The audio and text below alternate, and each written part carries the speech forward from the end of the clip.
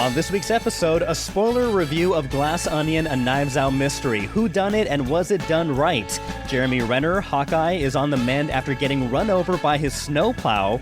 A first look at the new film Boston Strangler. Jenna Ortega's Wednesday is renewed for a second season, and casting calls. For the Hub on Hollywood, I'm James.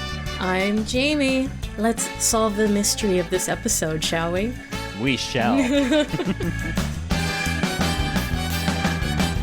All right, Jamie, Happy New Year. We are back, the Hub on Hollywood. We are ready for another year of interviews, of reviews, and hot takes and local thoughts on the local film industry. Yeah, this is going to be our year. I mean, we're connecting with so many people that are acting, creating, and part of the booming film industry here in New England, both television and film.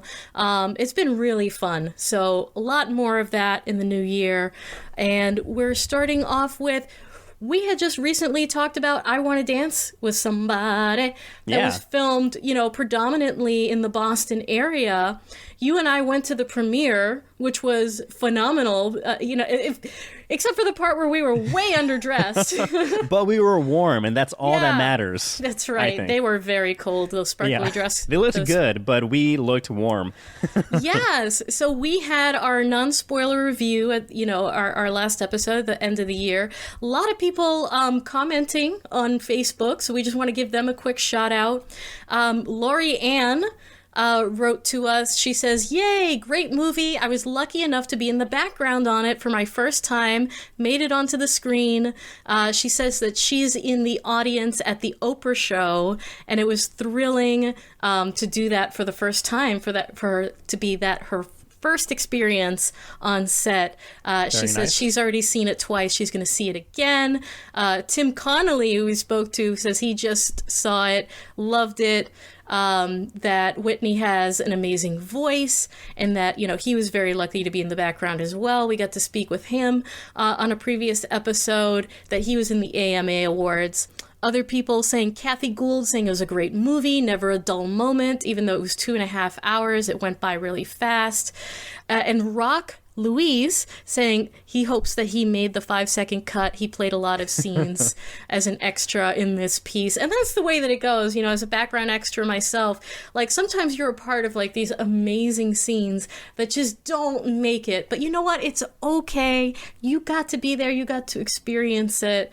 That's what happened with me in I Want to Dance with Somebody. Yeah. I was right behind the main actors in a beautiful sparkly dress, super high hair, in a scene that had Eddie Murphy in it, and or an actor playing Eddie Murphy, and that didn't make it at all. Actually, Eddie Murphy was supposed to be a lot bigger part of this movie. He was one of her top confidants, and actually the real Eddie Murphy, James, was supposed to be in this movie. There were a lot of crazy schedule changes when they were filming this project to work around the real Eddie Murphy schedule, and so I'm kind of wondering what happened. What happened that it didn't work out, that, we didn't actually see him in this film. We demand the Eddie Murphy cut. We need that cut, and we need that version. We need his laugh. Yeah, we need the Eddie Murphy cut. It was funny. I'm not sure about what you did, but after the movie came out, I was on a Whitney Houston high for 2 weeks. I know. Listening to her music, and I was actually on YouTube going through all the events that were shown in the movie to look at the real events in real life, and including the Oprah Winfrey performance as well. So I couldn't help but explore and dive deep into the Whitney Houston history. I had to go watch The Bodyguard. Since we kind of got an insight into, what led to her doing The Bodyguard, and I had to watch it. I had to watch it again, and that was great too, to see. Excellent. Whitney in real life. We miss her. Yeah, and so and as you mentioned, we did talk to Tim Connolly, who was a background actor and who is a local New England actor himself, and he appeared for about for a couple scenes as well. We interviewed him, and we also did a review, which got some pretty good reception. And so if you haven't checked out that non-spoiler review of I Want to Dance with Somebody or the interview with Tim Connolly, check out our last two episodes, and you can listen there. But we both recommend I Want to Dance with Somebody, so it's still in theaters right now, so check it out because it is really fun to watch it in the theaters with the crowd. One thing that will not be making it into theaters but will be appearing on Hulu in March is Boston Strangler. Yes. the Ridley Scott movie that's based on the true story of two female journalists played by Keira Knightley and Carrie Coon, who reported on the crimes of Boston's most notorious serial killer from the 1960s. And they released photos, the first look released by 20th Century Studios. And we'll share this on our social media at Hub on Hollywood on Instagram and Twitter as well. But we see Carrie and Keira Knightley looking over documents in one photo. There's another one where Keira is, I think she may be recreating or going around the crime scenes at night while reporting on the story. And another photo of Carrie Coon taking notes as a good reporter does. And so again, just another movie using Boston's history and Boston's backdrop for these major film productions. I'm really excited to see this one too because it's a period piece, and I think that they went all out. In particular, wardrobe. I think that the cinematography is going to be great. I'm really confident about how this one is going to turn out, and kind of excited to see that. And it is going to be coming out on Hulu on March 17th. That is the release date that we have now for Boston Strangler. So if you worked background on that, or you were a principal, or you got to do any work on that while it was filming here, we had the casting calls for it while it was filming here. Be on the lookout for that one, Boston Strangler on Hulu, March 17th. Yeah, and after the movie comes out, if you want to join us on the Hub on Hollywood to talk about your experience, go ahead and shoot us an email. We have links on our social media platforms where there's a link tree where you can sign up for interview guest spot. So yeah, tell us about your experience. We love to highlight and showcase the local talent that perform here. I also did reach out to Matt Ruskin, the director and the writer of this film. So hopefully, fingers crossed, we can get him on Hub on Hollywood to talk about this soon. Come on, fingers Matt. Crossed. Come on. Come on, Matt. We're calling you out. Now, speaking about calling out, there are a lot of people calling and sending out their thoughts and their words of encouragement to Jeremy Renner, who was in this very terrible accident in Nevada over the New Year weekend. I know. So Jeremy Renner, our Hawkeye, and lots of other phenomenal movies. He was in a Bobcat. He was in a big snowplow machine clearing out the driveway to help, I believe, a neighbor get out when he hopped out, and somehow the machine kept rolling, and when he tried to hop back in, it rolled right over him. So it was a very serious accident. Thankfully, I believe his neighbor is a medical professional, was able to help save his life while they were waiting for a helicopter to come in. And, a real-life superhero. Yes, real-life superhero saving our Marvel superheroes' life.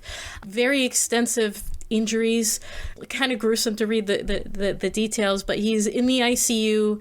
He's on the mend. He's been posting on social media. And most recently, he just gave an update. He took a photo with all of the medical staff and his ICU team. And, he looks in rough shape, but he's on the mend, and it looks like he's past the worst of it. So we're sending good thoughts and hoping for the continued healing of our Jeremy Renner, our Hawkeye. Yeah, Chris Hemsworth, who plays Thor, of course. Everyone, again, sending out their words of encouragement and love, said, speedy recovery, buddy, adding that he's sending his love his way. Chris Pratt, who plays Star-Lord, says that he continues to pray for him. The Russo brothers, the directors of the Avengers Endgame and Avengers movies, they said that they send all their love Renner's way and are hoping for a speedy recovery. And Josh Brolin, even though he played Thanos, a murderous titan, he, of course, is a sweetie. So he said, close but no cigar, and wished a quick recovery to Jeremy Renner as well. But yeah, it's one of those random stories you hear, like Jeremy Renner in critical condition, airlifted to a hospital after being run over by a snowplow. I'm like, it's like, what? That's such a random scenario. Yeah. But he apparently loves heavy machinery, large trucks and heavy machinery. So that's like a hobby passion of his.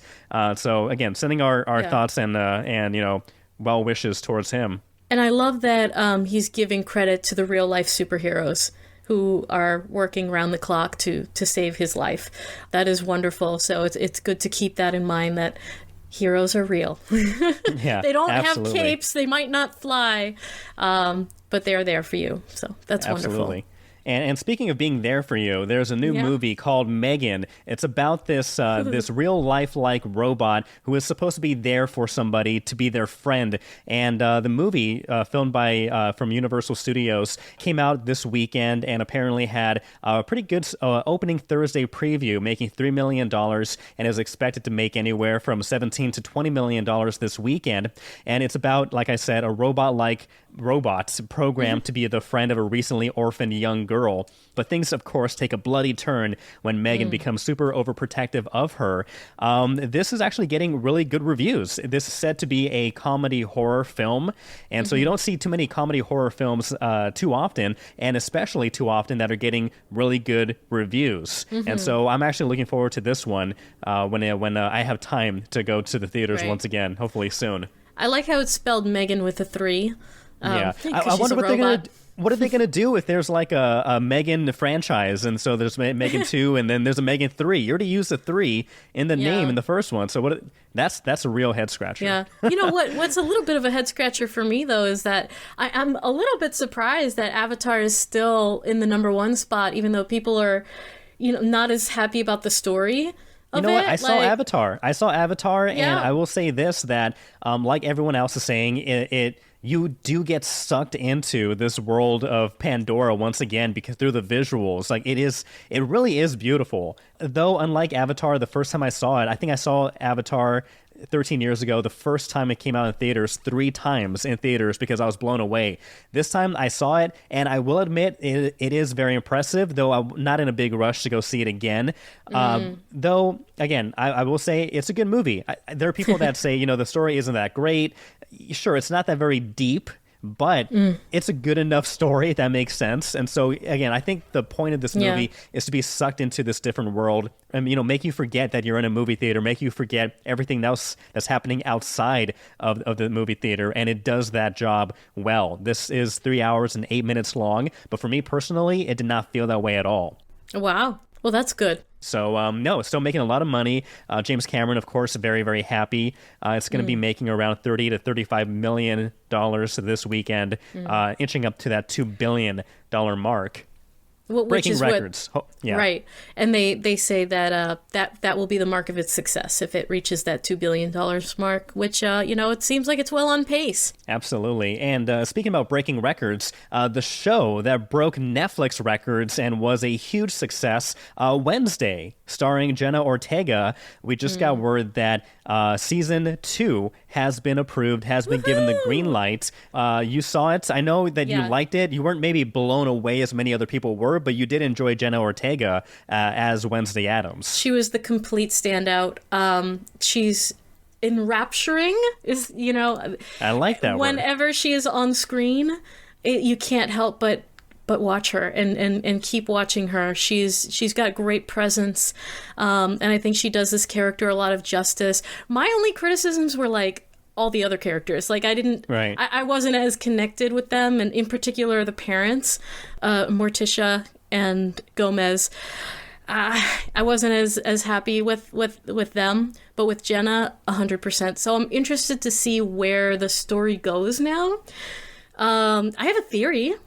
I don't know if you have any well, you haven't watched it, so you know what? I'm going to keep my theory to myself, but I have some theories about where this could go. Now, be honest. Have you tried the Wednesday dance that went viral everywhere? Have you tried it? Have you done it? Maybe, yeah. I mean, everyone in the world has done something. I need to do that with my son. We got to make a video, but everybody's making the video. Make a TikTok. Exactly. Yeah. But There's what's a new weird trend. is it's a big TikTok trend, but they don't use the actual music from the show. Right. They're using a different song, but it's like as TikTok does.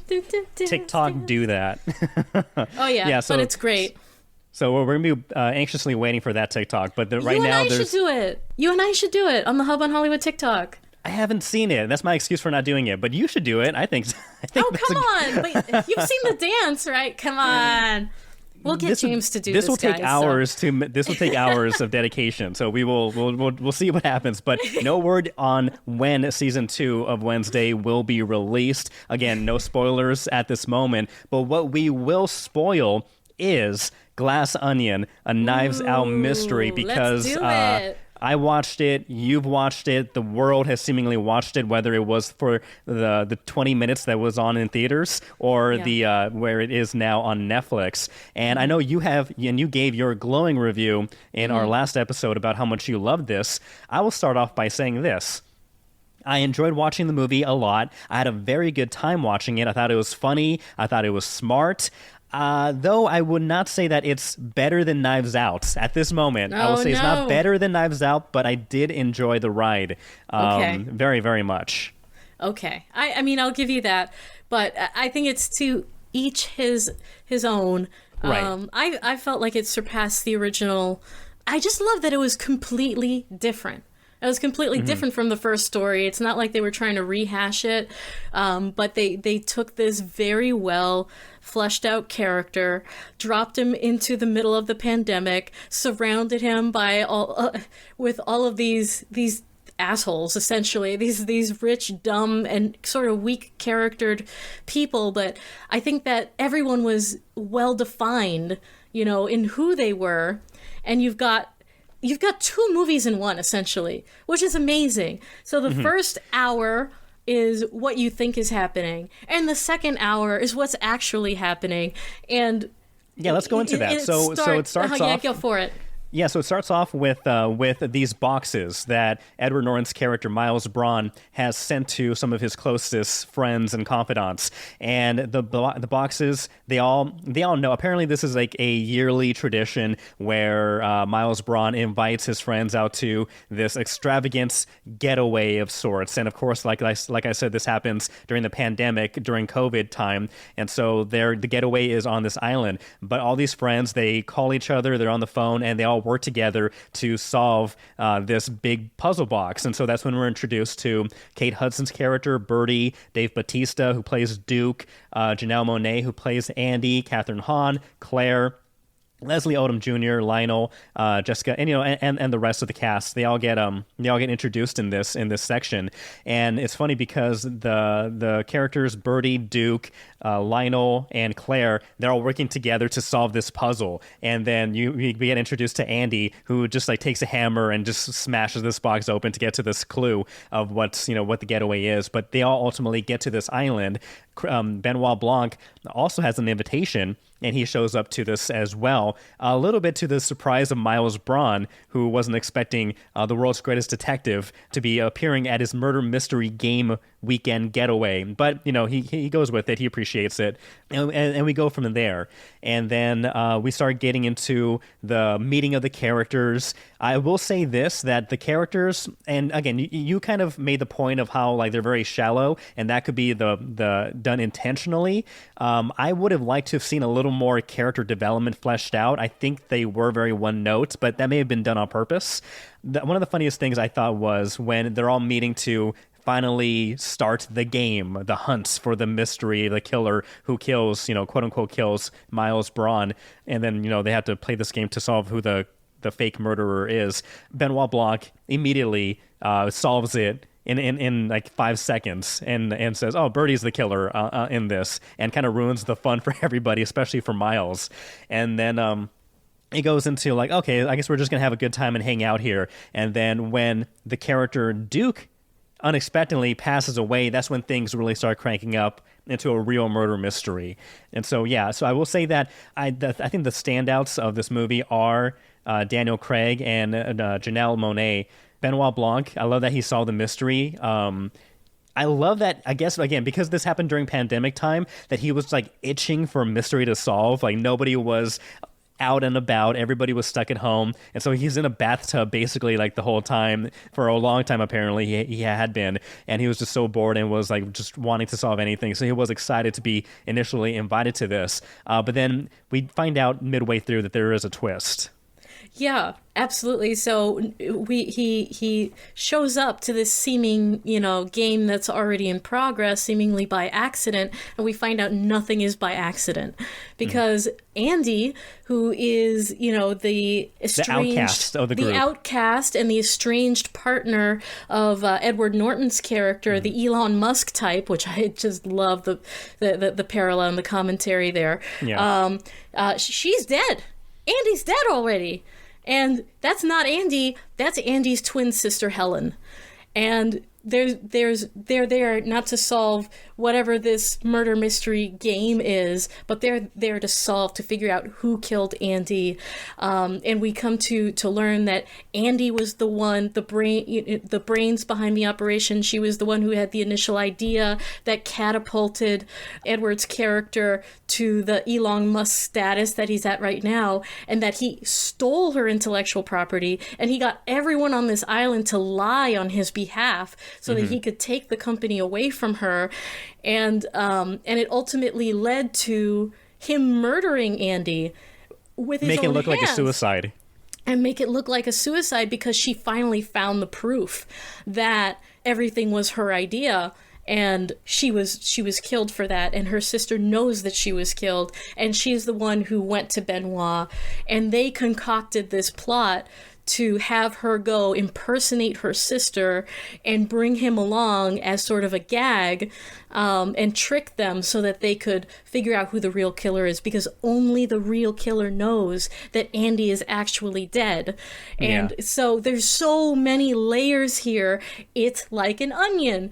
And so I love the metaphors. I love the illusions. And not only is it like just the story, it's the way that they present it too. So there's one part where David Bautista is watching his girlfriend through the window, and he's trying to manipulate Edward Norton's character, by having her use sex to get him to do what she wants him to do and put him on his his new news channel or something like that. And then you see Benoit in the background watching David Bautista, watching Edward. And then later you see that it's Helen watching Benoit, watching, David Bautista, watching Edward. And it's just, I love it so much. Yeah. And it's just the little things that Rian Johnson throws into, the little details that give it so much texture and fun, like the gong that rings every hour, and it kind of helps you keep time throughout the story. And it's like some famous composer, like he spent all this money on a famous composer So apparently to put that gong. That gong noise, that was voiced by Joseph Gordon-Levitt. Oh, really? I love him. So apparently Rian Johnson has they always work together. They always work together, and so he has him do something in every one of his movies. And in this movie, Joseph Gordon-Levitt is the gong, the hourly gong noise. Yeah, and so when they find out at the end that Edward Norton is the one that was responsible for the murder of Andy, and I do like his character. I do like that he appears to be, at face value, very smart and a brilliant genius, but he really is dumb, and that he is very good at changing the narrative or changing the history of things to propel himself more. Yes. And I like the Benoit Blanc monologue, basically calling him out, saying what happened, and then he's an idiot. But one thing I love the most, and the quote is the best, he goes, "It's just dumb." And then one of the other characters, Catherine Hahn, goes, "So dumb it's genius." Like, no, it's just dumb. Like, he was offended. He was offended that the mystery was so dumb, because again, he loves a good case to crack, and this was just like, I can't believe.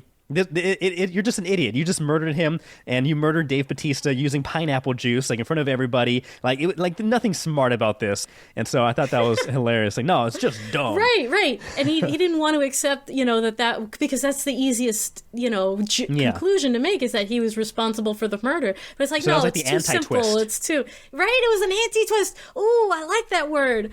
And I feel like that's why it was kind of satisfying too. Now get this. Yeah. I will say, and I do think the ending, though, is the weakest part of the movie. Like, I like the overall ending, like the main point where they got to, like having Edward Norton's character, Miles Braun, have his legacy be that he was responsible for destroying the Mona Lisa. I love that. However, I didn't like the path that they took to get there. With Helen, Janelle Monáe's character, she's like fed up. Like, everybody's like siding with Edward. They destroyed the evidence. They destroyed the evidence, which I think was like, okay, really, like. That was like, you're dangling that thing right in front of his face. Why are you holding it in front of him? Exactly. So that was another thing. And so, like, okay, the evidence was destroyed. Everybody is cowering under Miles Braun and his legacy. They're going to do what he says. And then, like, Helen goes on to start destroying these crystal, very pricey pieces of art. And he's like, at first, like, okay, you have, get it out of your system, break stuff, whatever. And then it just keeps escalating where she's breaking more and more everything. And then everybody's kind of joining in on the fun of like disrupting the disruptors, whatever. And then she starts lighting a fire, and no one stops her from lighting the fire. At that point, I'm like, if I was Edward Norton, I'd be like, okay, you've had enough. You're done. Okay, this has gone too far. And then it to the point where, okay, I like that she used like the chemical that he created, the clear, that would be like this new clean energy in theory, to like be the downfall of Miles Braun. But again, I thought that she should have been, and realistically, she should have been stopped right after, when she tried starting the fire initially with the couch or whatever. And so not only that, but after like the explosion, like at that point, Miles Braun has nothing to lose. He could kill Helen, and like again go back to like everyone, like nobody saw this. Everybody, like again, just go through the whole thing again of like, go ahead. But he's too cowardly. His character is too cowardly to face anyone head on and kill them, while looking in their, face, like head on. Like he's always sneaky about it. Like he put the sleeping pills with the other one and then just left her to suffocate. Or, he put the pineapple juice and, it has to be, he's always sneaky, or he's hiding in the dark with the gun. Like he's a coward. He's a complete coward. I get that. I just thought it was way over the top. Like, again, I don't know if... I was theorizing, like, what could they have done to get to the same ending where the Mona Lisa is destroyed and his legacy ruined, without that dramatic kind of buildup? I thought it was just way too cheesy, and just I loved everything else. Just the ending, I thought like, I love the end point. I just don't like that last 10 minutes of getting there, for me at least. Yeah. For you, yeah. I mean, I like that they tied in, the hydrogen power, which is, that he has put everything into, and it's supposedly like this miracle, endless energy, but the hydrogen particles are so small that they leak out, and like Catherine Hahn's character says, you're going to turn everyone's home into the Hindenburg? And we get to see that play out, in real life. And this cocky, egotistical, not too bright person who wastes his money on stupid shit, and who just loves feeling rich, that it all comes to roost. And this person who wants to be remembered in the same breath as the Mona Lisa absolutely will be, because he destroyed it. I think it comes full circle, and at least it felt satisfying to me. I was satisfied with the end. Again, just that segment, kind of like oh, you could have done that a little bit better. But overall, again, I did enjoy it. I recommend people watch it, and I think they'll enjoy it too. But at this point, I would say I think Knives Out, the original, is a perfect from start to finish movie. This one, very close, but I think Knives Out, for me personally, and again, there's no right or wrong answer here, but that's where I stand right here. Go ahead. And Knives Out is perfect because I'm in it. Yes. The first one. That's what made it perfect. Exactly. It was these hands. I was looking at the Reddit discussion board for this and just going through some of the things, and someone said Daniel Craig losing his cool at Edward Norton being an absolute moron was hysterical. Again, my favorite part of the movie, him doing his monologue, and I'm like, no, it's just dumb. I love that. I love his accent. I love him in the bathtub. I just love him. That's just Hugh Grant. Yes, yeah, and he had Hugh Grant and some other, was it Q on the screen? Like, all of these, like, famous actors / characters were on the screen, and he was playing, like, mystery games. I don't know the name of the game that he was playing, but he was playing, there are a lot of other, other... And it was just so funny. You had some cameos, like Kareem Abdul-Jabbar, wait. Yeah, that was my favorite part, too. I was just about to get into that. The Serena Williams... Like, she was on the screen, and it was, actually her. She's like, are you guys gonna, do this session or what? And it's like, damn rich people. Like, they've got... And in the very beginning, there was... Ethan Birdie, Hawke. Ethan Hawke. Where was Ethan Hawke? Ethan Hawke was the person who gave everybody, a COVID shot in their mouth. And I thought he looked familiar. Okay. Yeah, the funny thing about that was apparently he was filming a movie in the general area where that happened, and Ryan Johnson, I guess they're friends, and they were like, hey, do you want to be in the movie really quick? And so yeah, let me just get over there. So he went over there and shot that in 10 minutes or whatever. Wow. So that was great. That's nice. And then there was a famous composer in Birdie's house in the Yo-Yo Ma. beginning.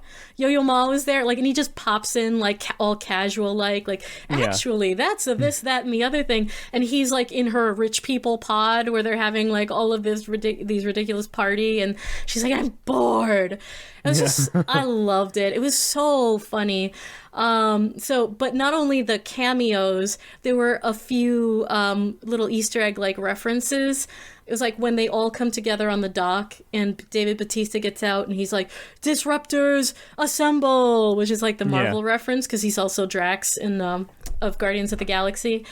And there was a part where Edward is talking about his business or his company or something, and he's like, you just gotta keep the faith, which is a reference to his movie Keeping the Faith. Nice. That he played with I forget his name at the moment. Ben Stiller. Ben Stiller. It was that is my favorite Edward Norton movie of all time. I love that movie so much. I've seen it like dozens and dozens of times. I love it so much. So it's just the little things really that hooked me the most and made me so happy and satisfied with this movie, because it felt like it was tickling my brain the whole way throughout. And I love the way that Ryan makes his movies, but we all know this already. I know I should just get over it, but I love Ryan Johnson so very much. Another person commented, they said that they loved how Blanc got very excited with Helen's detecting ability and how it was so sweet. He never felt superficially threatened by her, just impressed and encouraging by telling her that she should take up drinking like a true master of his craft, that he appreciated some other person being good at detecting and solving mysteries. So I thought that was good. I thought the flashback was good. Overall, again, my wife and I had a really good time watching this. I thought it was very funny also, a lot of funny moments and parts of it. Yeah, other than that again, just that I would call it a hiccup at the end. Just my personal opinion. Yeah. I thought it was a very good movie, a good follow up to Knives Out, and excited to see more of Daniel Craig and Benoit Blanc. Mm-hmm. Because there's going to be more. There's going to be more. There's going to be more, but what there will not be, however, is a crossover of Knives Out and the Muppets. Oh, did you hear about this? No, but tell me. Yeah, so apparently during an interview talking about Glass Onion, somebody in the comments, like a fan question that they answered, someone said, I would love to see a crossover with Benoit Blanc and the Muppets, like do a Muppet mystery murder movie, and the internet went crazy. And I love the Muppets, and I love that idea of just taking it to somewhere so silly and fun. At the moment, Ryan Johnson and Daniel Craig said, absolutely, that sounds like a great idea. A few days after that, they talked about it again because, of course, everyone else loved that idea. They said that, it may not happen. It likely will not happen, saying, quote, I think they have very different rules. You can either have a Benoit Blanc mystery that has Muppets in it, but they'll feel out of place. Or you can have a Muppet movie that Benoit Blanc is in, but it'll feel like a Muppet movie. I wouldn't want to compromise either of them. And I feel like in order to make it well and make it work, you'd have to make a choice and compromise one or the other. If I ever make a Muppet movie, I just want to make a great Muppet movie. Which it's fair, though I would be on board and I would sign that petition to see Benoit Blanc, straight face, doing his normal thing, acting in the world of Muppets as if there's nothing weird or wrong about it. Hey, it worked for Christmas Carol, the Muppet Christmas Carol. Yeah. And you had, was it Michael Caine? Michael Caine. He played it straight. And acting his ass off, yeah. Perfect movie.